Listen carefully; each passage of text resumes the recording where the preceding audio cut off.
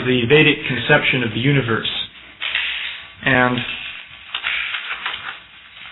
of course, in the Vedic conception, the universe is created by a supreme being, by Krishna.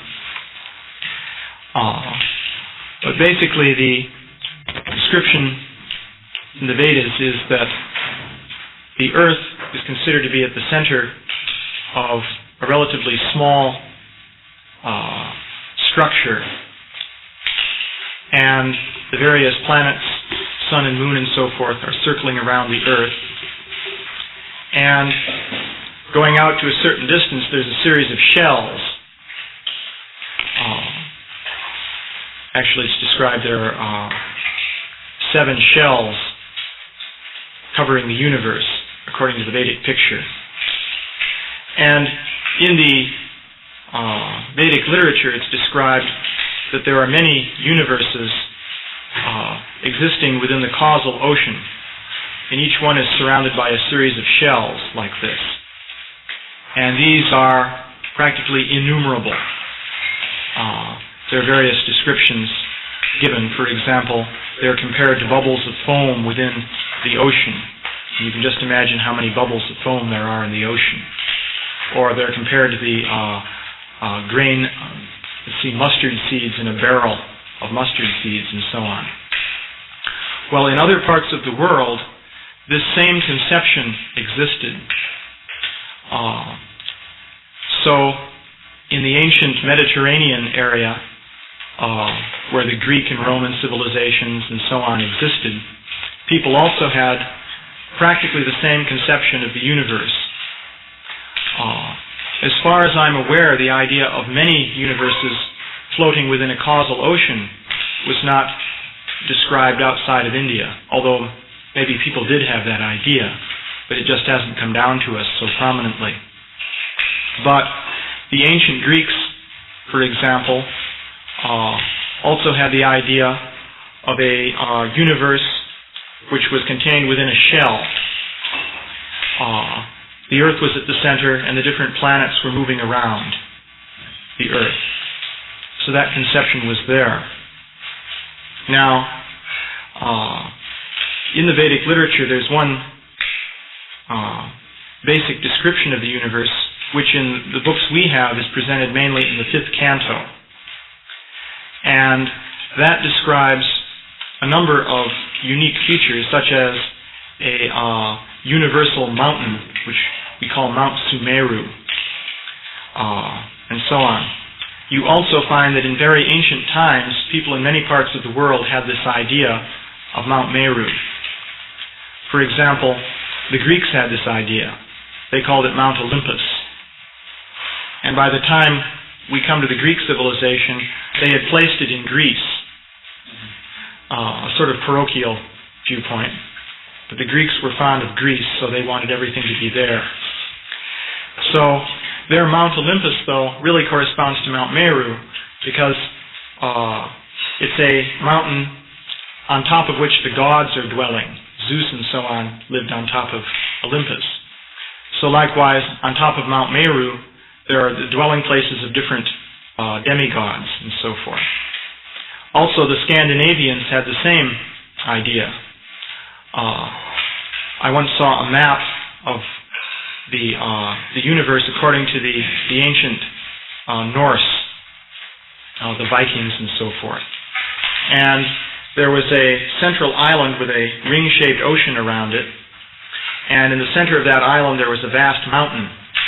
And on top of that mountain there was what they called Asgard, which is the dwelling place of the gods, with Thor and so on and so forth. So this conception of the universe used to be found all over the world. You can trace it in many different cultures. So that's one conception which was existing in ancient times, but also in ancient times there's existing the conception of the Earth as a globe and the planets as moving around the Earth in different orbits. So that's also there in Vedic literature. There are books such as the Surya Siddhanta, which describe the Earth as a globe, and they describe how the different planets orbit around the Earth. And these texts give mathematical details for calculating where the planets are at any given time. This is of interest to astrologers because they do their astrological calculations based on where the planets are within the zodiac. So these scriptures also provide rules for calculating when eclipses of the sun and moon take place. And you can do more sophisticated things. You can calculate when the sun and the moon will be at 90 degrees from one another and different things like this. So the relationship between the fifth canto type description of the universe and these descriptions of the Earth as a globe with the planets going around is a whole subject of discussion, which I can also get into. But just to give a short historical summary of what happened. As I was saying, in the ancient world, the Greeks had the same basic idea. Then, after the Greeks came the Romans, who didn't really do much in the way of astronomical investigation. They were mainly interested in politics. And then, of course, the Roman Empire collapsed, and in the Middle Ages, nobody did very much because they all became Christians.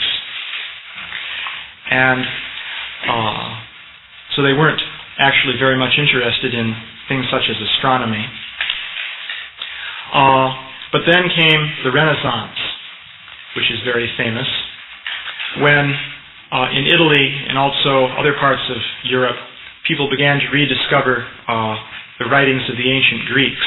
Those had been lost in Europe during the Middle Ages, but the Arabs kept them intact, more or less. Not really intact, because probably one book out of 1,000 or something like that has come down from the ancient Greeks. Yeah? You mean Arabs like the Moors in Spain, or actually Arabia, or the Persians? Or? Yes, the whole group, because starting with the Mohammedan conquest, the Arabian civilization extended all the way from the Sind province of India in the east to southern Spain. In fact, they actually went up as far as southern France for a while. So there were different groups, such as Moors and so forth, but they were all basically, for example, their basic language was Arabic, and of course they were all Muslims. So they had a unified culture over that vast area for quite a long time. And they kept alive the Greek culture. There were various Arabs who learned Greek and who read Plato and so on at a time when in Europe nobody was doing this.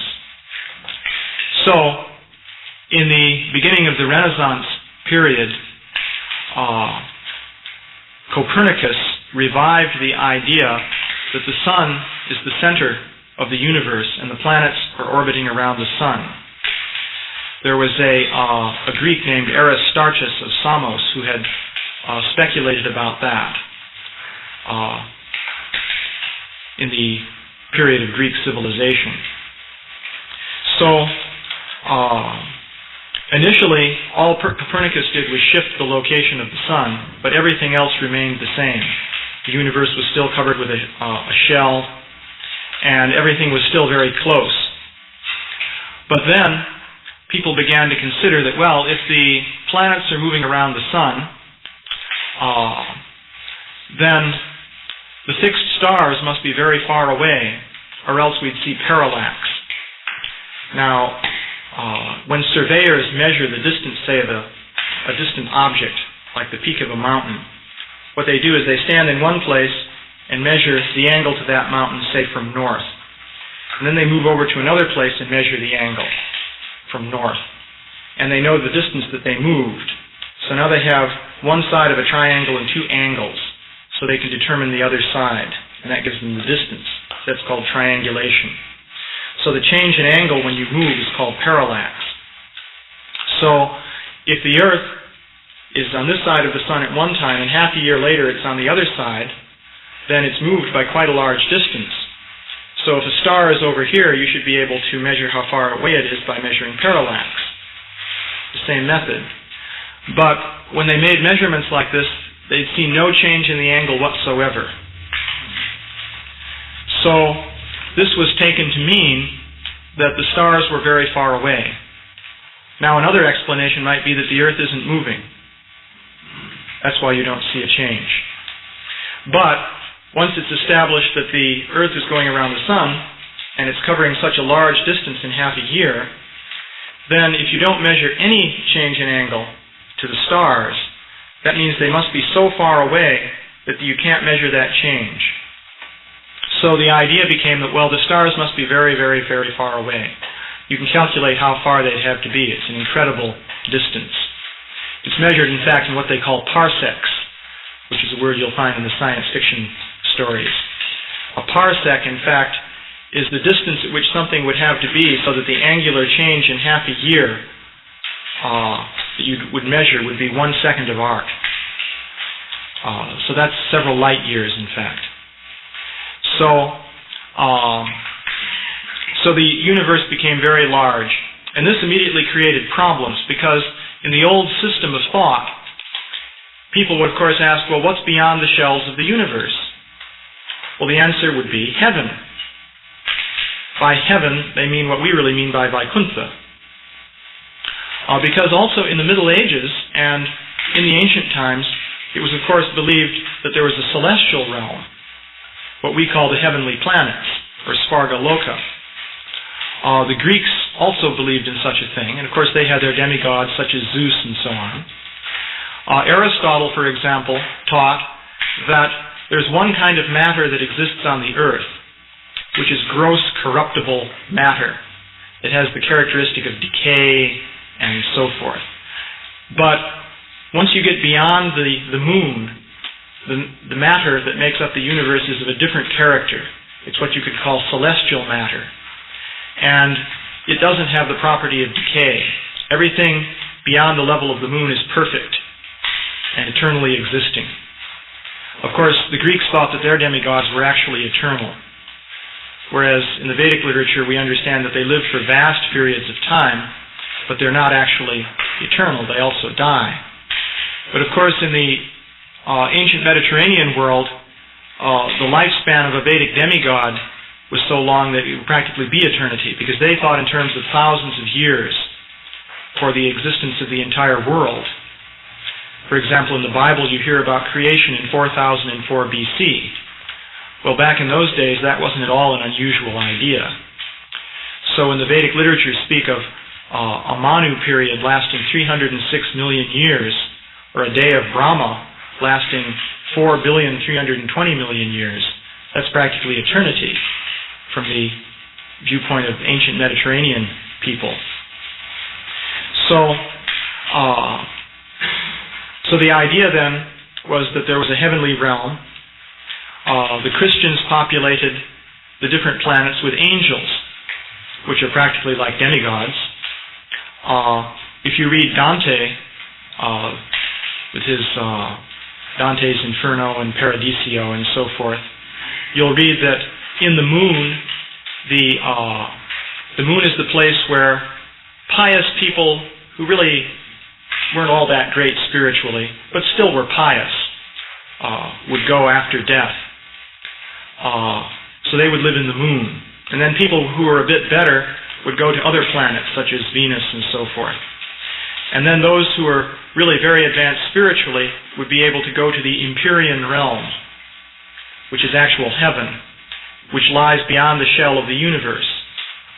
So the idea is that people were thinking that there's this shell to the universe, and as you go out beyond the earth, you come to celestial regions of demigods, then you come to the shell, then beyond the shell is the kingdom of God. And God is there, presiding over his spiritual kingdom. So they had a place for God. It was all very believable and understandable. So after Copernicus, though, when the stars were made so far away, the shell was done away with. And the universe became a vast region of mostly empty space. Because if the stars go so far away, then mostly you simply have empty space. And so it hardly seems plausible that that could be inhabited by demigods, because it's just a huge void, basically. So, and then Also, where does the kingdom of God disappear to? Because if there's no shell anymore, then there's no more room for a kingdom of God. And another thing that developed in the Renaissance was that people started applying geometry to understand nature. This wasn't done in the Middle Ages. And even the Greeks didn't really do it. The Greeks were the people who developed geometry to a large extent. This is what you'll be told if you go to school. But it's not necessarily true, by the way. For example, in the Vedic literature, there's something called Silpa Shastra, which is a practical manual for how to construct fire sacrifice altars. And it contains elaborate geometrical rules. It seems that in the Vedic period, an altar had to be constructed with very great precision. This is similar to the fact that the mantras used in the sacrifice had to be pronounced in a very precise way, or else they would not have the proper effect. So similarly, the altar had to have just exactly the right geometrical form. And so they used geometry in order to construct these forms. So they had all kinds of geometrical rules whereby you could construct different triangles and circles and so on in an appropriate way. For example, the altar might have a very elaborate shape, like the shape of a large bird. But the area had to be precisely fixed. So how do you build a bird-shaped structure with the right angles and so on, which has a given area? And then for a more elaborate sacrifice, you may have to multiply the area by 2. So if you multiply the area by 2, how do you change your construction so that it has the right shape, but now twice the area? So they could solve all those problems. And they used geometry to do it. For example, the Silpa Shastra uses the Pythagorean theorem, which says that if you have a right triangle, the sum of the squares on the sides equals the square on the hypotenuse. And they had it in general form also, not just in specific cases. So, the interesting thing is that in the Silpa Shastra, though, no formal discussion of geometry is given. It just uses geometry. So somewhere else there must have been a discussion of all the basis of geometry, but that literature no longer exists. At least nobody seems to have it. Because many things also have been lost in India. So, over the course of years with different invasions and so forth. So the Greeks had developed geometry, and everyone has heard of Euclid. Euclid wrote a systematic treatise on geometry, and that became the standard for the study of geometry. So, in the old days, though, even in the days of the Greeks, the tendency was to use geometry as a practical tool. Just as in the Silpa Shastra it was used for practical purposes of building altars. However, the Pythagoreans had a different idea. They were thinking that somehow geometry is the basis of reality. And geometry can be based on numbers. So ultimately numbers are the basis of everything that's real and that exists. So in the Renaissance, this idea was revived. But the people in Europe in the Renaissance really took this up wholeheartedly, whereas previously that hadn't really been done. Because previously people were thinking that the ultimate basis of reality is something spiritual. And there's no way that you can discuss something spiritual using geometry. How can you explain God in terms of triangles and circles and so forth? And people were thinking that there's a reality to mind. Mind really exists. In fact, mind is more important than matter. This is how people used to think. But you can't understand mind in terms of mathematics. That, in fact, has been the history of modern science. No one has been able to understand mind in terms of mathematics. So in modern science, the tendency is to say, well, there's no such thing as mind. It doesn't exist. So this idea of explaining everything in terms of mathematics became established. So then Euclidean geometry became the model for the universe. So in Euclidean geometry, there's space that goes to infinity. There's no limit to it. It's simply infinite. And you can imagine little stars scattered throughout space, going out to infinity. So this became the picture which developed. So this leaves no room at all for God as a personal being ruling a kingdom somewhere. Because where are you going to put God? If reality consists just of Euclidean space going out to infinity with no limit, then there's no place for God. But of course, people already had many impersonal conceptions of God. So you can imagine God as some kind of all-pervading spirit which cannot be visualized as having any kind of personal form. And you can say that the naive, common people may think that God is an old man with a beard sitting on a throne somewhere, but we know that actually God is an indescribable spirit. And also, some philosophers began to develop the idea that God really is geometry. And in fact, Isaac Newton took up that idea. Because Isaac Newton believed in God. He had to, because in those days, if you didn't, you were in real trouble. They'd burn you at the stake. But Newton had the idea that, well, space is the sense organ of God, just as we have our senses like eyes, ears, and so forth. So Newton thought that Euclidean geometrical three-dimensional space is God's sense organ. So naturally God is all-pervading and he sees everything because space is everywhere. So he essentially identified God as space. The idea was that then space is conscious and it can see and feel and so forth. And so therefore, and God is space, so therefore God knows everything. That was Newton's idea. So you see, by the way, what it means when it said that Newton believed in God. One has to be a little bit careful. It's not that he believed in Krishna or had any such conception. So the idea then was that the universe is Euclidean space and stars are scattered throughout space going out to infinity. Then there came Olber's paradox. And Olber's paradox, and by the way, in this picture, the solar system with the Earth and so on is totally insignificant. It's just like a speck in a vast void. So this led to a very materialistic picture of things. Then came Newton, who gave mathematical formulas saying how the planets move.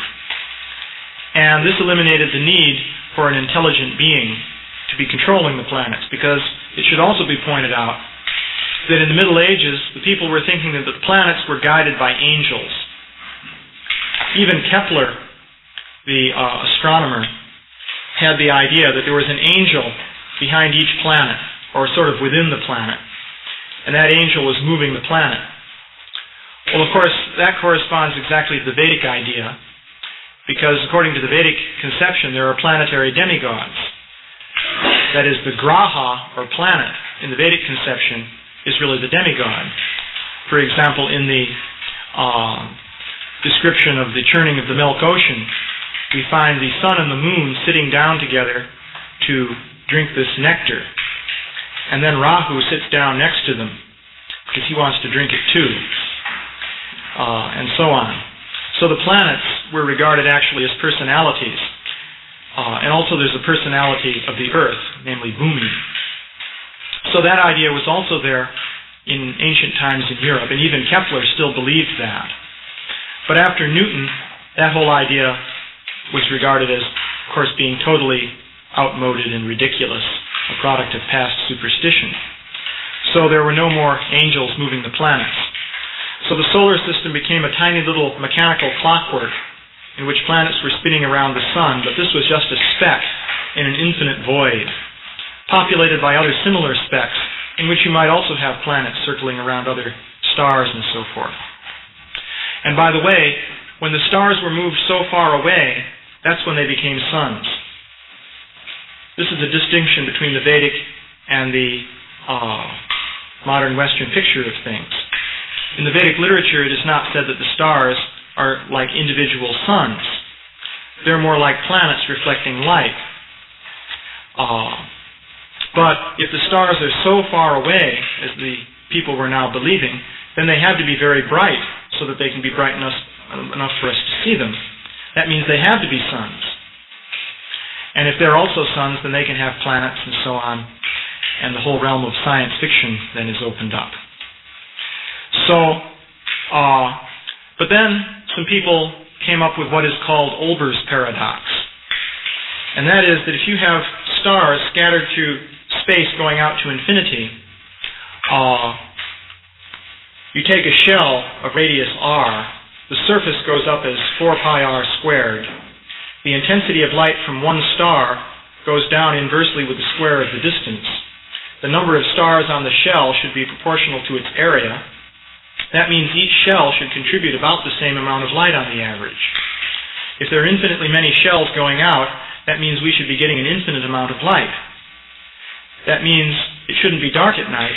Rather, there should be infinitely intense light striking us at all times, which means that there would be infinite temperature and we couldn't even exist. So, what that meant was this picture of the universe extending out to infinity in this way was impossible. Such a thing could not be, at least according to their idea of how light operates. And that includes the inverse square law and so on. So, this began to sink into people's minds, and various attempts were made to get around it, and nobody could do it.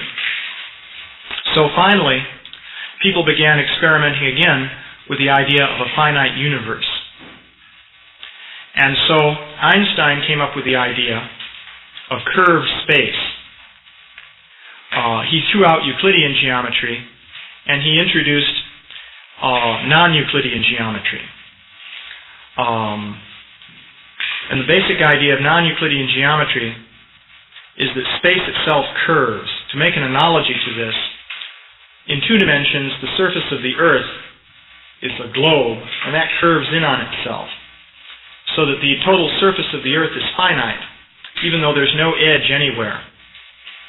So you can have a finite surface, but it doesn't have an edge if it curves in on itself in the form of a sphere.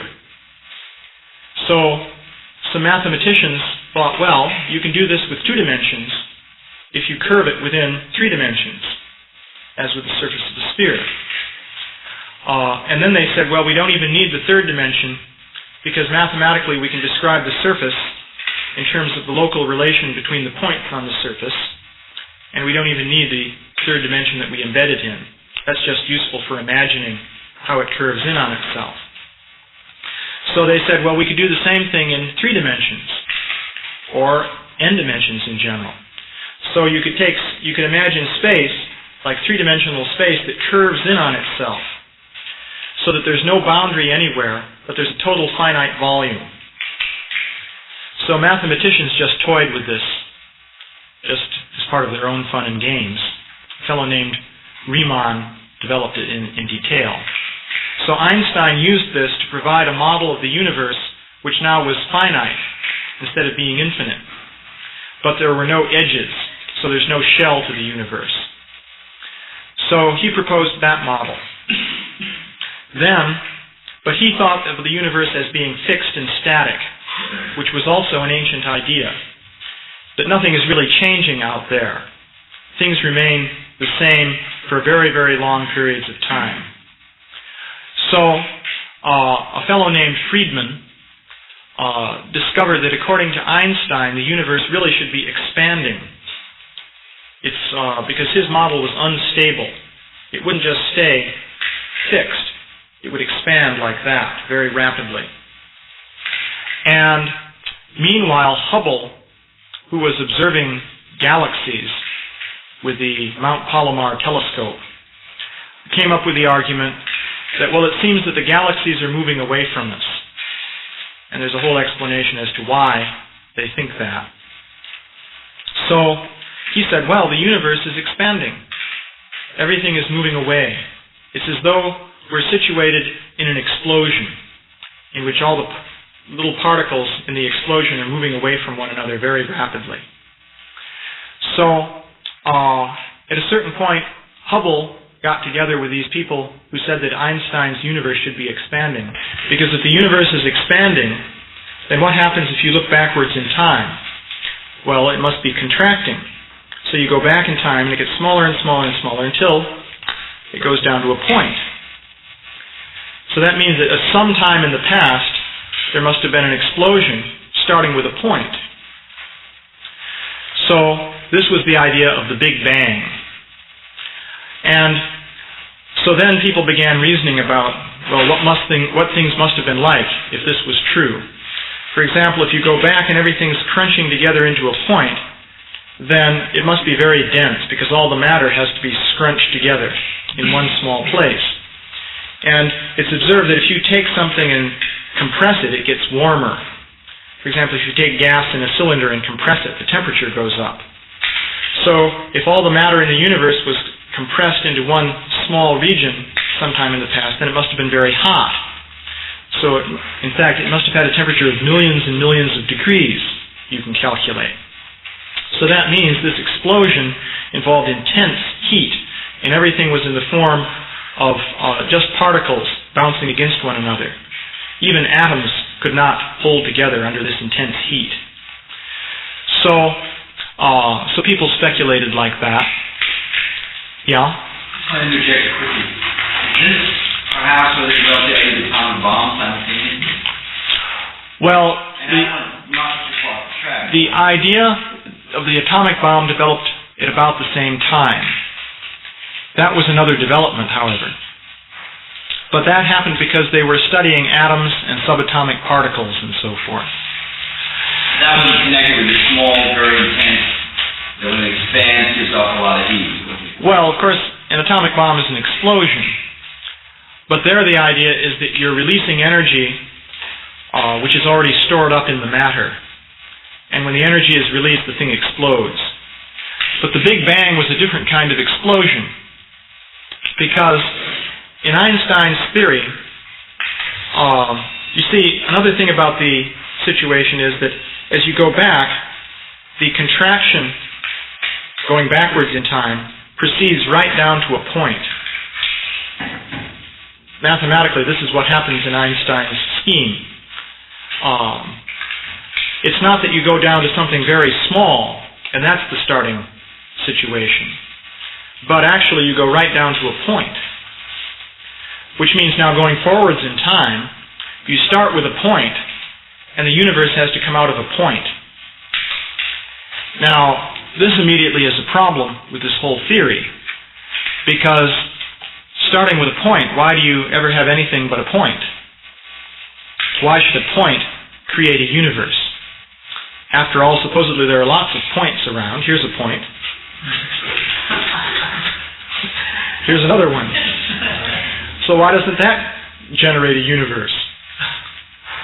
So no one can explain why a point should generate a universe. So in the early days of the Big Bang theory, the customary response was to say, well, now we have gone beyond the realm of science and entered the realm of metaphysics.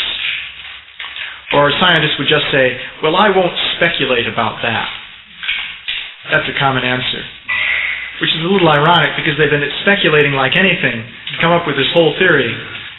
And then when there's a problem with it, they say, I do not indulge in speculation about such topics. So back in the 30s or thereabouts, that was the standard answer that they would give. And also in those days there was a competing theory known as the steady state theory. This is an amusing theory. According to this one, the universe is infinite and expanding. Well, if it's infinite and expanding, everything's moving away from everything else. But according to this, matter appears out of nowhere in the intervening space. And this just happens. Because if you can postulate one thing, you can postulate another. So why not postulate matter coming out of nothing? May as well. So, after all, if you're going to postulate the universe coming out of a point, why is it bad to postulate a little bit of matter coming out of a void? So according to this theory, the universe is expanding and matter is popping out of the void and providing new galaxies to fill up the space. And it all balances out so that the thing is in a steady state.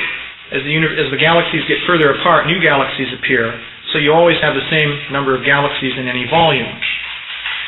So that was the model invented by Fred Hoyle and his collaborators. But that model got kicked out, and Fred Hoyle became a renegade, and now, Fred Hoyle has hidden out in the mountains of Wales somewhere, and his address is not even available. But then that's because of other infractions that he committed in the scientific realm.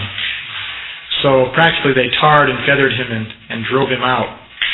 In England, traditionally, whenever anybody became a renegade, he'd hide out in the mountains of Wales somewhere. People used to do that to avoid being burnt at the stake, in fact. But so Fred Hoyle's hiding out. Of course, he committed other crimes. Fred Hoyle finally became a creationist. He argued that God created everything. And for a scientist to do that is the ultimate heresy. And then even worse, he did things like argue that interstellar space is full of things like bacteria, which was considered to be a very bizarre thing for a scientist to propose. And then he even went so far as to give evidence for it, which was almost worse. So if you mention the name of Fred Hoyle to a scientist these days, he'll immediately start cursing, because everybody's learned the word on Hoyle. So the steady state theory is out. So the Big Bang theory was considered to be somewhat speculative, though, up until a few years ago. And a few years back, it seems that some scientists named Penzias and Wilson, who worked for Bell Labs, were directing a radio telescope to various directions in the sky, and they picked up this dim hissing sound, meaning that radiation was coming in at a certain wavelength. And they couldn't figure out what the source of it was, because it was of the same intensity in every direction. So it didn't seem to come from any obvious stars or planets or galaxies or anything like that. And originally they thought their equipment may be just producing the hiss, but they checked all the equipment and nothing seemed to be wrong. So then some other people said, well, if the universe began with a Big Bang and there was intense heat in the beginning, then there was intense radiation propagating in all directions. So as the universe expanded, this radiation gradually became dimmer and dimmer. It's just like when an explosion goes off. First you see this burst of light, and then it fades out. So the idea was there must have been this radiation that over all these years since the original explosion has been fading out. But still it should be there with a certain intensity. And so they calculated that it would have a very, very low intensity. And it should be the same in all directions, because the explosion is completely uniform according to this theory. So these people said, aha, the hiss that Penzias and Wilson are picking up in all directions must be that original primordial radiation from the Big Bang. And they said, aha, that proves it. That conclusively demonstrates that the universe did come about by a Big Bang. Well, that was their reasoning. So that may seem a little tenuous. But what happened then was what you could call the Big Bang bandwagon got started up. And it became established that you have to believe now in the Big Bang. Because how else could we explain that radiation? So the steady state theory was completely repudiated, and the Big Bang theory was established. And since then it has become the established dogma. Now this is a phenomenon that tends to happen in science. In science, what will happen is that a given theory may be rejected for years, and it doesn't matter what evidence is in favor of that theory. It's just rejected. But then at a certain point, a sudden flip-flop will occur, and the theory will be established as truth. Everyone will accept it. And the evidence that used to be rejected as being totally inconsequential is now accepted as proof that the theory is true. So that happened with the Big Bang theory, because the Big Bang theory really got started back in the 30s or thereabouts. And in the late 40s, George Gamow predicted that all the different elements in the periodic table could have been synthesized in the Big Bang. But then later on, people realized that mathematically that wouldn't work out anyway. So you had to have some other explanation for where the elements came from. So up until the 60s, the Big Bang wasn't accepted. But then when this discovery of the so-called cosmic black body radiation was made, that did it. And everyone flipped over and began accepting the Big Bang. So now it's accepted practically as the gospel truth. And if you talk to scientists, you'll find that they take it for granted. They just regard that as, accepted. It's not even open to question.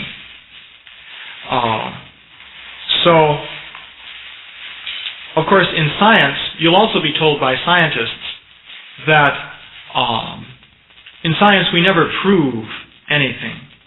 We always merely consider tentative hypotheses. This is supposedly what scientists do. That's the creed. But at the same time, so therefore a scientist really shouldn't believe something like the Big Bang theory. He should just consider, we don't really know, but this is a tentative hypothesis. But what you find is that people, being people, have to believe something. It's actually human nature to believe something about the world. And so, the scientists are no exception to this. So they also have to believe something about what's really there in the world. So nowadays, the tendency is to believe the Big Bang theory. There are a few scientists who don't accept it, but they're considered to be eccentrics nowadays, and there are just a few of them, a handful, essentially. So everyone else is riding on the Big Bang bandwagon. So that's a historical account of how this all came about. Now you can see, essentially from that, what our task is, or what we're trying to do, essentially, because we're trying to take this whole process and go all the way back to the original Vedic conception of the universe, which I started the description with. So, essentially, that's like reversing the whole course of history as it's taken place over the last 300 years or more. We want to go, it's like saying we're going back to the Middle Ages. So people will tend to think that that is the most ignorant and backwards and completely useless thing you could possibly want to do. It means throwing out all scientific progress and going back to the age of superstition, when people still thought that angels were moving the planets around. But that's what we're saying. So you can see the task which we're confronting. And of course, we actually have to confront it. Basically, our tendency is to really not discuss these things. But there's no way around it if we want to solidly establish Krishna consciousness. And Srila Prabhupada was, of course, very well aware of this. And that's why he wanted the Bhaktivedanta Institute to carry out this program. And I should mention here that, as you know, Srila Prabhupada wanted to create a transcendental city in Mayapur. And in the center of this transcendental city, which will be one of the wonders of the world, and will attract the attention of people all over the world, in the center of this city, there's supposed to be a huge temple called the Temple of Understanding. So the idea is that this temple will be the center of all spiritual, metaphysical, and physical understanding of the nature of reality. And all the different creeds and conflicting views that people have can be reconciled by the Vedic understanding which will be presented in this Mayapur center. And in the middle of that temple, Srila Prabhupada wanted a model of the universe according to the Vedic description. That means that this model of the universe will be the very center of attention for the entire world. That means that Srila Prabhupada was putting a model of the universe according to the 5th canto at the center of the preaching effort of the Krishna consciousness movement. So one should consider what the implications of that are. That means we can't avoid it if we want to carry out that instruction. There's no way we can just go on and preach and think that, well, we'll just leave this aside because only a few questions come up now and then, and, well, we won't put much emphasis on it. At least we can't do that if we carry out this instruction. Well, it's getting late again. We'll have further additions to this class. Any questions or comments? Yeah? In this Big Bang Theory, is there a conception that originally there was no space? Yeah, that's an important point. In Einstein's conception, space curves in on itself. So what is outside of the curve? Well, nothing. It's not even imaginable. All of space is just this closed, curved continuum. And there's no outside. You can't even get outside, because wherever you go, you just go around the curved continuum. There's no way out, and there's no outside. So all of space is this closed continuum. And as you go back and back, it gets smaller and smaller. And when you go right back to the initial point, there's no more space. That means nothing exists. It's not that there's a void, and a point in the void explodes and fills up the void with the universe. That's not the conception. The conception is that there's nothing. Literally nothing. Not even space. So that's the conception in the Big Bang Theory. Yeah? No, you mentioned it in the concept of the closed shell of the universe and how it was going to develop in parallel to measure distance and stuff. But when you said when the curve was on one side of the sun, a half year later on the other side of the sun, you couldn't find any discernible difference between the angles that would be start. Yeah. So wouldn't it also be possible that not just the Earth is moving, but also that star is moving in such a way that there wouldn't be any discernible difference? Yeah, but you can see what that means. That means as the Earth is going around like this, in its orbit, all the stars have to be going along like that too. That's a pretty implausible picture of things. Why would they be doing that? Moving just in the same way that the Earth moves. So, no one ever seriously proposed that as an explanation. Of course, there's another way of looking at that, by the way. If, as the Earth goes around in a circle, all the stars are going around in a circle too, that means, in effect, all of reality is going around in the same circle, so why not just say that that's standing still, including the Earth, and the sun is going around the Earth instead? If you see what I mean. Because you're saying the sun is standing still, and so to speak, the whole universe is executing a circular movement like this. That their instruments weren't fine enough to discern it. But you see, that may be that they had crude instruments. But even if you can only measure angles crudely, it still means that the stars have to be very, very far away. For example, the moon occupies 1/2 a degree of arc in the sky. And we know how large the moon looks when it first comes up over the horizon.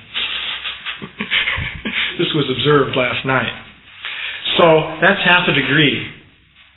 So you can measure distant angular differences of less than 1/2 a degree, even using a crude instrument made out of wooden beams and so forth. For example, Tycho Brahe, the Danish astronomer, built very large devices in which a wooden beam moves on a hinge, and you sight along a line at a star using the eye. And then you have a calibrated arrangement of, like a protractor, in which you measure the angles. So he used this method of measuring angles to things. Well, you can come within a fraction of a degree with that easily enough. So, if there's no movement of that size, still the stars have to be very far away, because the distance traveled by the Earth in half a year is twice the distance to the Sun, and that's a very large distance. So, it means the stars have to be many, many times that distance in order for the triangle, with that as the base, to have such a fine point. Yeah? I was wondering, since you were talking about the one scientist who came up with the far out story and he was running away, what kind of reports did you still have a lot of contact with scientists? What's happening to the report with these scientists? What kind of influence you have with them, what they think about it, or if they know they have to know what you're doing? Well, I have contact with various scientists. Basically, what I'm trying to present to them, though, is simply the more fundamental point that life is not material. And that consciousness is a non-physical reality which can influence what matter is doing. And also provide for the idea of the supersoul. That is, two kinds of consciousness, individual consciousness and the supreme consciousness. So these are very basic points. I haven't tried to discuss cosmology with the scientists yet. In order to do that successfully, we have to establish a much more solid foundation than we have right now. We have certain basic points that we can make, but essentially, you see, in this magazine, all we do is criticize the basic Big Bang model. Now notice what we're doing. They say the Big Bang occurred billions of years ago, about 20 billion to be exact, or 16 billion. They change it all the time. And it involves observing things at very large distances, going out to, well, they'll say 10 billion light years for quasars and things like that. So we're criticizing them at that level of speculation and saying, well, really, this is pretty much baseless. Just see how they're speculating in various ways and look at the different contradictions here. What need is there really to accept this? That's one basic point we make there, because Srila Prabhupada wanted us to refute their speculative arguments and show that it's all just speculation. So we're starting with the most speculative things that they're saying. Now, another thing you might discuss is the argument that the stars are really so far away. But that's coming much closer to home. And another thing you might discuss is the heliocentric theory itself, how the sun and the moon are operating and so on.